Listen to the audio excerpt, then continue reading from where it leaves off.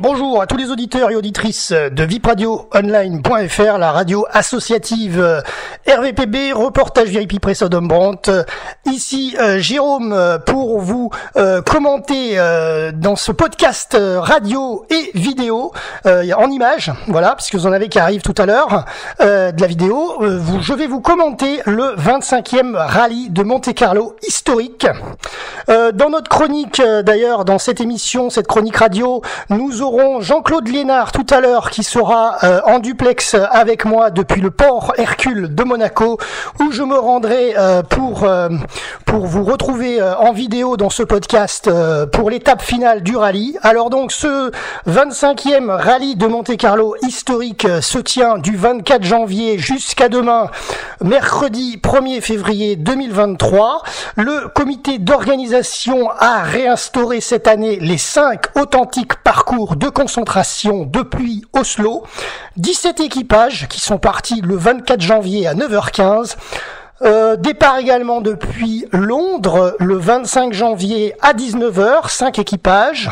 Bad Hombourg, 25 équipages le 26 janvier à 14h.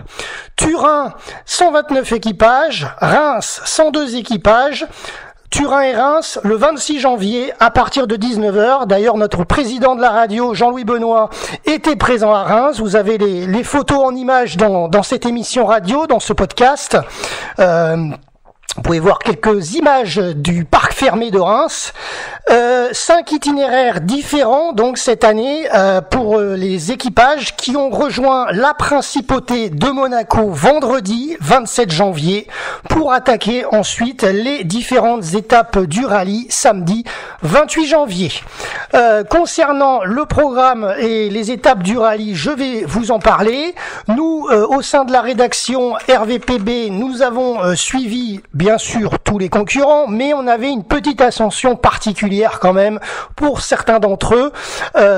C'était notamment le numéro 3, Carlos Antunes Tavares, le patron, directeur général, le PDG de Stellantis PSA, voilà, qui comme chaque année fait ce petit rallye Monte-Carlo historique. Cette année, il est revenu avec sa propre voiture, parce que l'année dernière, il était en Lancia Stratos, qui lui avait été prêté. Cette année, il revient avec sa propre véhicule personnel, la 104Z Peugeot, et avec d'ailleurs sa coéquipière d'il y a 2 ans, qui l'accompagne d'habitude régulièrement, sauf l'année dernière, c'est Pauline Chouf, voilà, donc sur Peugeot 104 ZS, pardon.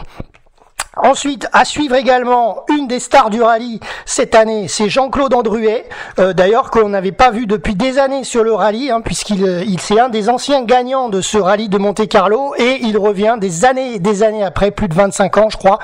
Et Jean-Claude Andruet donc est au volant cette année pour ce 25e anniversaire de ce rallye historique, avec Valérie Closier, que nous avions rencontré il y a pas très longtemps, puisque c'est la conservatrice du musée de l'automobile des véhicules du Prince SAS Albert II de Monaco. Voilà. Donc il est bien entouré. Et Jean-Claude Andruet est sur Alpine Renault A110 1600S. Voilà, on manquera pas de vous la montrer ce soir sur le port de Monaco en vidéo tout à l'heure. Ensuite, nous avons également à suivre Bruno Sabi qui fait une très belle perf cette année sur le rallye. Là, à l'heure où je vous parle, nous sommes mardi, mais après-midi. Je n'ai pas encore les résultats de ce soir, mais dans tous les cas, il est juste au pied du podium, voilà, de ce rallye. Donc, il est sur Ford Capri 2300S de 1970 et également à suivre le numéro 61 Michel et Jules Chabran sur BMW 323i de 1979. C'est des grands habitués du rallye et d'ailleurs je crois qu'ils ont gagné à minima, je dirais, parce que je ne sais pas s'ils ont gagné plusieurs, mais à minima ils ont remporté déjà une spéciale de régularité. Alors concernant les résultats du rallye de samedi 28 janvier jusqu'à aujourd'hui, mardi après-midi, en amont de cette étape finale de ce soir, mardi soir, donc vous allez avoir on va vous faire dans ce podcast une rubrique vidéo, puisqu'on sera en vidéo tout à l'heure en duplex avec notre caméra pour finaliser cette émission actuelle de radio que j'ai démarrée depuis le studio. Et donc, ça a démarré pour l'étape de classement samedi 28 janvier entre Monaco et Valence, après les spéciales de régularité 1, 2 et 3. Alors la 1, c'était Briançonnet-Ubrail, la 2, Chaudon-Norenté, Digne-les-Bains, et la 3, Recoubeau, Jansac, Pennes-le-Sec. C'était donc le samedi 28 janvier. Le leader du général samedi, c'était l'Italien Sean, premier sur Austin Mini Cooper S. Voilà, une petite Austin Mini qui était donc première de ce rallye, c'était le premier jour. Ensuite, dimanche, étape commune 1, le 29 janvier, avec une boucle autour de Valence, avec les SR, spéciales de régularité 4 et 5.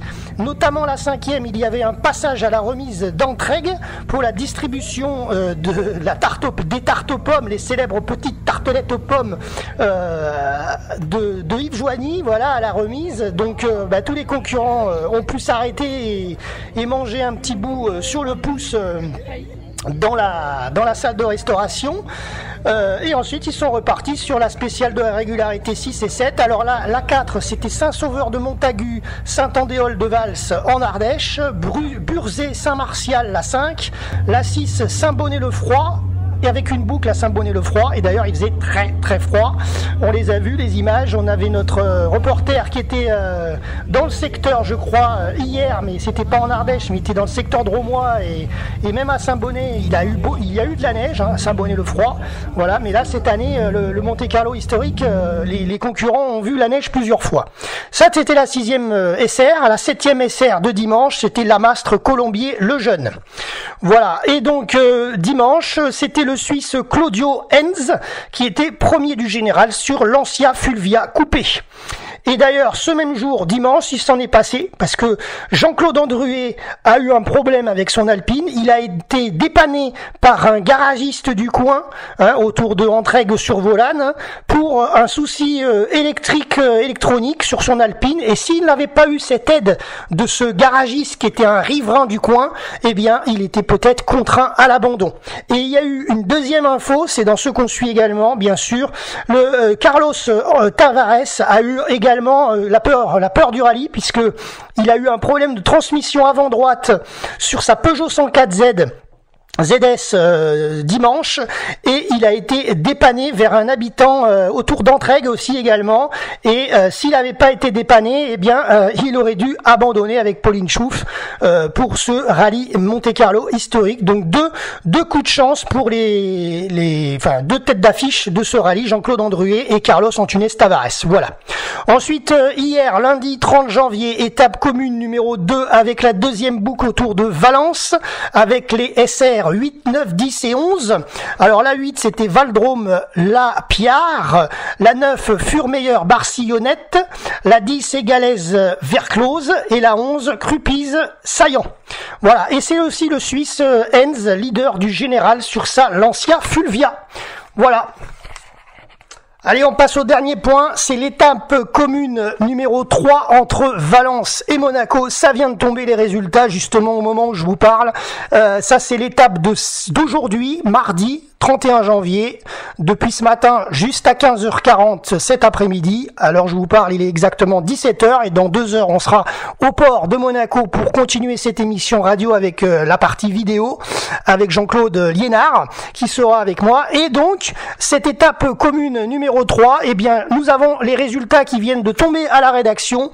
La SR12 Saint-Nazaire-le-Désert, donc ça c'est dans le Gard je crois, La Motte-Chalençon, Montauban sur Louvèze, c'est pareil, c'est dans le secteur là-bas, numéro 13, La Borelle, et la 14e SR, c'était donc c'était tout à l'heure, eh bien c'est Thorame Haute, Le Fugeret, et ensuite les pilotes sont partis en direction de La Turbie, et ensuite en direction de Monaco, juste en dessous, dans les Alpes-Maritimes, mais les SR de régularité n'étaient pas dans les Alpes-Maritimes. Voilà, et donc les résultats sont tombés.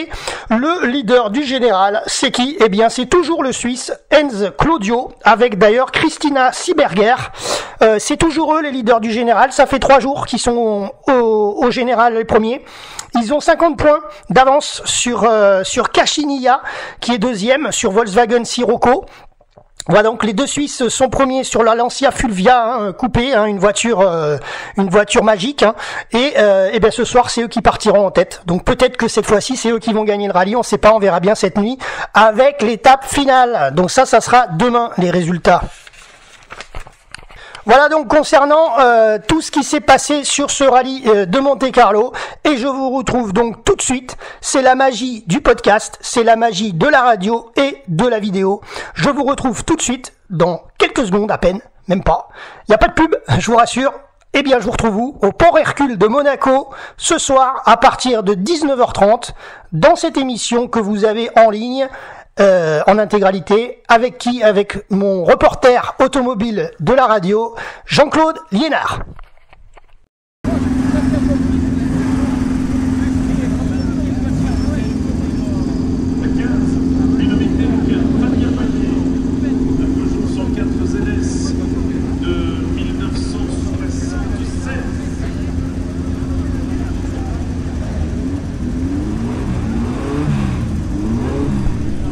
Allez, on est en vidéo avec Jean-Claude. Comment vas-tu, Jean-Claude? Oui, quand on est dans ce contexte-là, ça va toujours bien. On voit des belles bagnoles, on voit des pilotes qu'on a connus à la grande époque, qui sont toujours là, le pied à l'étrier. Ça sent l'huile de ricin, ça nous fait très plaisir. Et puis ça plaît beaucoup aux gens parce qu'il y a un monde phénoménal. Et on est vraiment très content pour le sport automobile, pour l'automobile en général, et on espère que ça durera encore bien longtemps. Alors comme je disais tout à l'heure dans le début de cette émission, eh bien rendez-vous donc avec toi depuis le Port Hercule de Monaco. Oui, voilà, et bien qu'est-ce que je peux vous dire d'autre? On a ces magnifiques à côté de nous, une magnifique Lancia Stratos, qui est l'icône du rallye elle-même, qui est un moteur Ferrari, et une voiture qui a été développée dans les années 70-73 et qui a gagné tout ce qu'elle a pu gagner. Voilà, c'est ça. En tout cas, donc on s'est retrouvés en duplex, comme les auditeurs le verront sur nos chaînes depuis le port de Monaco. Et tout à l'heure, on a vu Carlos Tavares tous les deux. On a parlé quelques minutes avec Carlos Tavares, toujours aussi passionné. C'est formidable. Peut-être que si tous les PDG en rapport avec l'automobile étaient passionnés comme ça, on irait peut-être dans des bonnes directions et dans des directions un peu meilleures que celles qui sont proposées aujourd'hui. Voilà. Alors, on a la magie aussi de Monaco, avec ce port Hercule sphérique, illuminé, et ça aussi c'est très, très en rapport avec le sport automobile. Monaco ont toujours été présents et partie prenante, encore plus du rallye Monte-Carlo qui leur est dédié, qui est un peu leur bébé.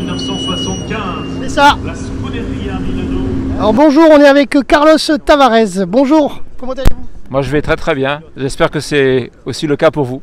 Tout à fait, mais au rallye de Monte-Carlo historique, ça va toujours bien. Alors un petit mot justement sur votre course. Je sais que vous avez été dépanné autour de l'Ardèche, c'est ça, non?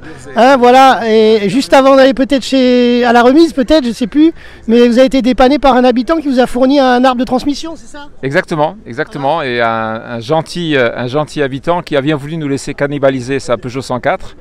Et on a prélevé la transmission de sa voiture qu'on est venu monter sur la nôtre. Et c'est ce qui nous a permis de continuer le rallye, donc un grand merci à lui. Voilà. C'est très généreux de sa part. Et évidemment, on va se faire fort de lui renvoyer un cardan tout à fait neuf pour sa voiture. Et en plus, je crois le même jour, c'est Jean-Claude Andrier qui a eu un problème avec sa batterie électrique aussi. Ah ça, je ne savais pas. Nous depuis, on a eu bien d'autres soucis, mais ce jour-là, la transmission cassée, ça nous a suffi. Merci. C'est ça. Voilà. Bonne route pour ce soir en tout cas. Merci, on va essayer de s'amuser. Merci beaucoup. Allez, petite précision donc Jean-Claude, ce soir c'est l'étape finale. C'est cette nuit qu'il va y avoir les deux dernières spéciales de régularité. Alors j'ai le programme, tiens je te laisse le micro. C'est la fameuse nuit du Turini. Voilà, alors justement, Col de Brosse, Lantosque, 22h10. Là actuellement il est un peu plus de 21h10 d'ailleurs, donc voilà. c'est dans une heure. Donc les premiers partent de Monaco voilà, pour 34,35 km. Donc et ensuite la dernière spéciale du rallye, la SR16 entre La Bolène-Vésumie et Moulinet à 23h20 les premiers attendus à 22,33 km. Avec le passage au col du Turini. Voilà, c'est ça. Il n'y aura pas de neige cette nuit. Non, mais il y on aura monte du un peu monde. plus haut à Isola peut-être. Ouais. Et ensuite donc arrivé sur le port Hercule cette nuit à partir de 1h20 du matin. Voilà, et puis évidemment demain on vous donnera de toute façon les résultats dans cette émission radio puisque nous on va aller dormir tout à l'heure, mais on vous donnera les résultats demain tranquillement à la fraîche. Et demain soir il y aura notamment la soirée de gala. Voilà un petit peu pour le programme en tout cas de cette nuit qui attend les pilotes pour ces 2 dernières spéciales de régularité.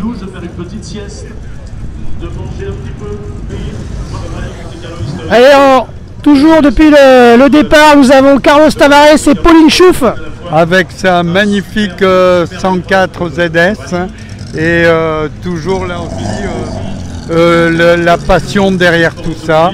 Et on les remercie pour tout ce qu'ils font pour l'automobile. Voilà, on l'a vu tout à l'heure, il était avec nous en interview pour VIP Radio et pour RVPB. Et donc le voici au départ, il est en train de partir pour l'étape finale. Affronter la neige. Non, il n'y a pas de neige à Turin. Non. Mais affronter les belles routes de l'arrière-pays niçois qui ont beaucoup à raconter si elles le pouvaient. C'est ça. Lancia Stratos aux couleurs d'Alitalia, donc aux couleurs officielles de l'époque, qui ont été championnes du monde des rallyes et qui ont vraiment su tirer leur épingle du jeu.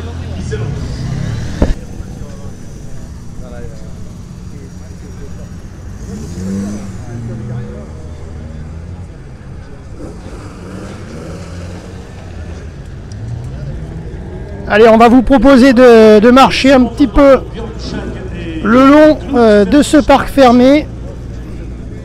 La Volkswagen Golf GTI qui est partie depuis Oslo mardi dernier, vendredi numéro 4, départ de Oslo, la Norwegian Rally Drivers Club. Voilà, on va remonter un petit peu la file pour les auditeurs. Voilà, une Golf GTI série 1 qui est très recherchée maintenant et qui a aussi un sacré palmarès en rallye. Et on continue dans cette file. La Fiat Abarth, aussi voiture mythique des années 70, qui a mis le pied à l'étrier de l'équipe Fiat dans le championnat du monde des rallyes de l'époque. Derrière, on a une magnifique Porsche. Alors Porsche, il n'y a plus besoin de dire quoi que ce soit, c'est un mythe. Attends, il y a le pilote, oui. Vainqueur du Tour de Corse 2022 quoi. Ah ben bravo hein. Ouais. En tout cas, bonne route pour ce soir. Merci. Vous êtes bien placé en plus. On est Quand même. 40 et quelques. Ouais, c'est pas mal, c'est bien, c'est bien. correct. Vous êtes dans les premiers à partir. Ouais, ça c'est bien ça par contre. Bah, bon courage pour la SR15 et 16 hein. Merci. Alors c'est Ça une marche. vraie Abarth avec la boîte à crabot. Sans la boîte à crabot. Ah, sans la boîte. Alors la boîte à crabot, c'était des boîtes spéciales compétition, qu'on disait des boîtes à taille droite. Ça permettait de gagner un petit peu de puissance avec la voiture et c'était très spécial à manier. On n'avait même pas trop besoin de débrayer avec. C'était très rapide aussi et avec des bruits très particuliers. Voilà, c'était toute une époque. Alors nous faisons le tour du parc fermé et nous sommes attardés devant cette Peugeot 304. Voilà, en plus vous le voyez, elle est signée de Michel Mouton. Voilà, et c'est une voiture qui est partie de Reims. Et une voiture qui à l'origine n'était pas faite du tout pour faire de la course. Encore que ça, c'était un modèle entre guillemets S, c'est écrit dessus. Et qui était un petit peu plus puissante, qui avait un carburateur, un double carburateur, et qui était, je vais dire, moins pire en performance que les voitures de l'époque. Voilà, on fait un petit peu le tour du parc fermé parce que là les véhicules sont en train de partir depuis tout à l'heure et donc du coup on est un peu au calme pour vous montrer un petit peu ces véhicules. Ça aussi, voilà, qui sont là. Vous voyez, il y a même un pilote qui fait la sieste. Ah bah ça y est, on va le réveiller. Il est en train d'essayer de dormir avant l'étape finale parce qu'il va rouler toute la nuit. Et voilà.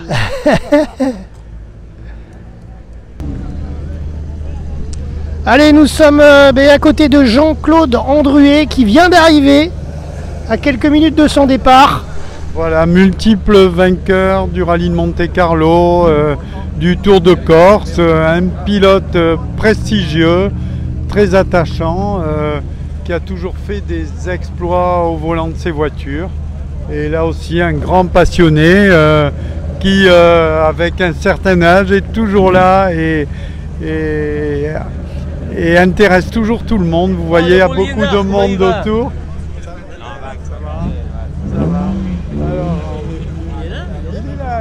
Voilà, donc il est sur Alpine à 110 avec notamment Valérie Closier, mais je vous en ai parlé en début d'émission.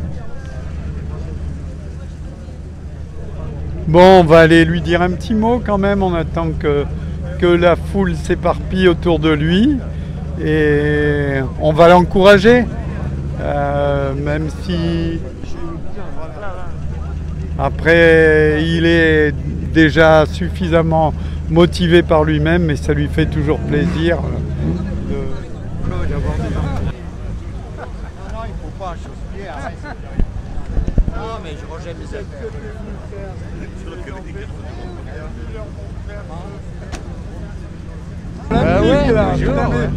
T'es un jeune homme. Ah oui, bien sûr. Ah ouais.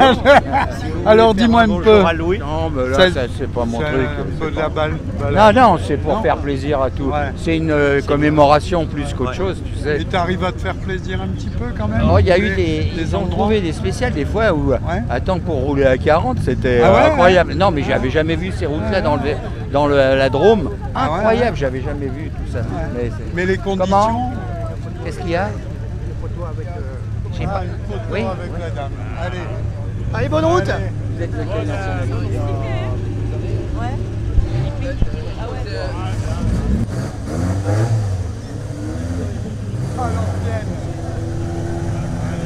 Merci.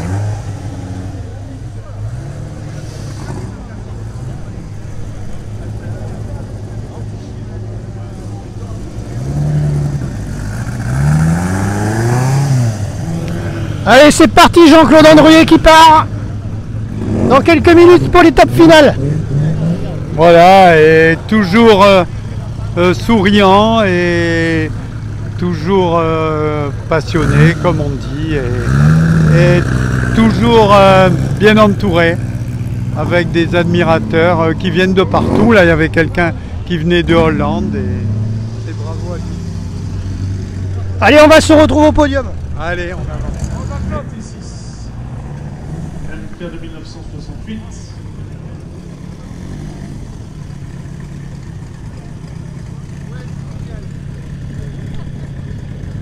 Et nous voici donc au podium de départ. Voilà, avec toujours Jean-Claude Andruet et sa fameuse Alpine, pratiquement en réplique de celle avec laquelle il avait gagné un Monte-Carlo mémorable en 73. Et toujours une voiture toujours très attachante et vraiment très belle, qui est indémodable néanmoins. Et il est arrivé quelques minutes avant de partir. Voilà, toujours au dernier moment.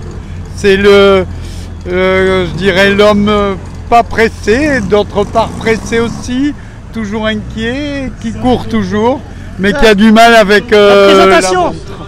Voilà. À nos côtés, au départ, Jean-Claude Andruet, l'équipage numéro 18, Jean-Claude Andruet et Valérie Closier sur Alpine Renault A110 1600 de 1970. Jean-Claude Andruet et Valérie Closier. Jean-Claude Andruet, c'est la 50e anniversaire de sa victoire. 50e anniversaire de sa victoire, voilà. C'était en 73. Et on est au 25e rallye Monte-Carlo historique. Voilà. C'est ça.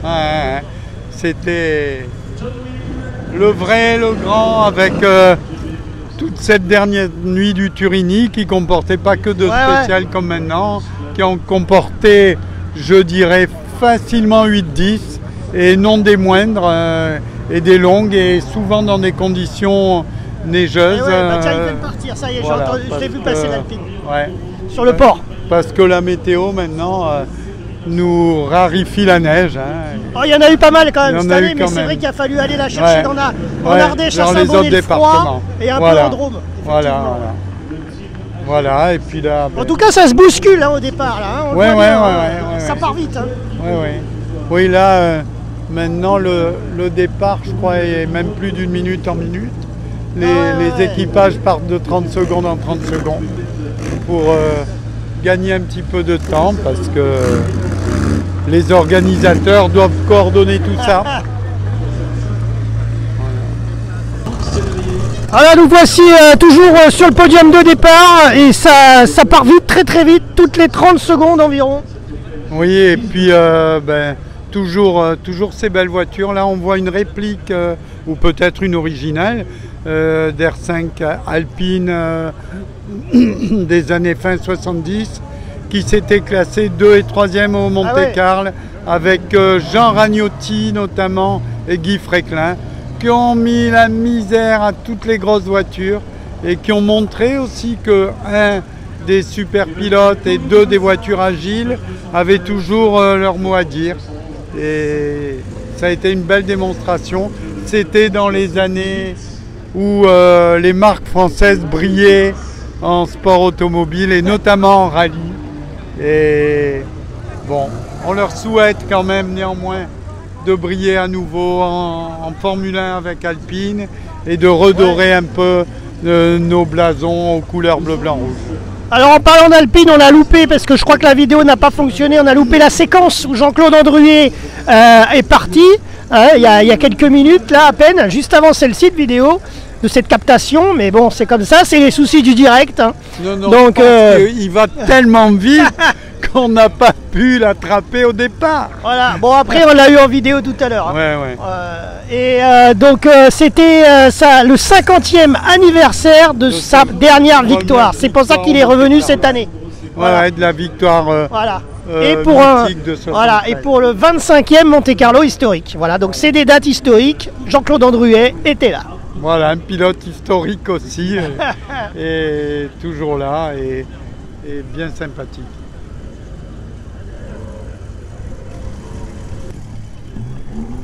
Voilà, on approche de la fin de ce départ de l'étape finale depuis le port Hercule de Monte-Carlo. Un petit mot pour clôturer notre émission. Et puis de toute façon demain je continuerai cette émission juste pour donner les résultats au studio de la radio de cette étape finale, mais là c'est la fin de notre duplex depuis le port Hercule. D'abord on vous remercie de nous avoir suivis et un dernier petit mot là sur ce podium magnifique hein, qui fait resplendir les voitures et un petit mot aussi à des gens qu'on oublie un peu beaucoup. Tous ces commissaires, tous ces passionnés qui permettent aux rallyes, aux associations d'une manière générale d'exister et de faire rêver les gens.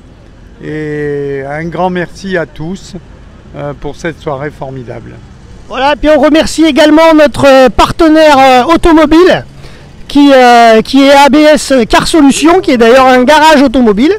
Voilà, donc nous le remercions parce que c'est grâce à des partenaires comme ça qu'on peut quand même venir couvrir des reportages à droite, à gauche, dans l'Hexagone, hein, puisque ABS Car Solutions d'ailleurs est en région parisienne et pourtant on est bien à Monaco, puisqu'on a des équipes un peu partout, comme vous le savez, à RVPB.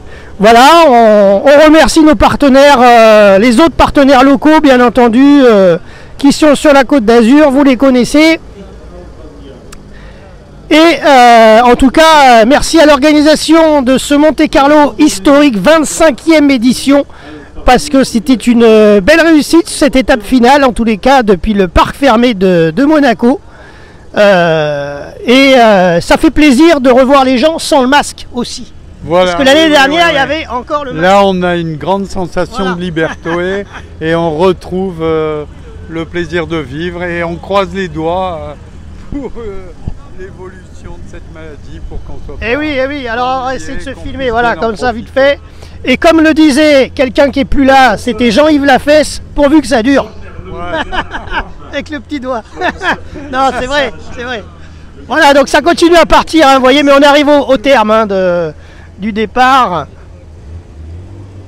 On arrive au terme du départ de cette étape finale. Et de toute façon, je crois que vous aurez bientôt des nouvelles de sport automobile et d'automobile notamment, puisque notre président de la radio, demain, il est à Rétromobile. Voilà, donc vous aurez sûrement un reportage sur Rétromobile qui arrive très prochainement. Qui commence demain. Ouais, c'est ça. Ah, une bonne vieille R12 quand même, Gordini en plus. Avec les bandes blanches.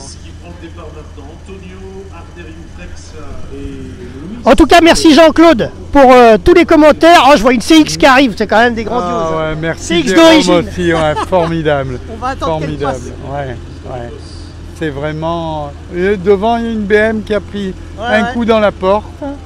Alors, je ne sais pas si c'est accidentel en circulation ou si c'est un excès d'optimisme du pilote sur la neige.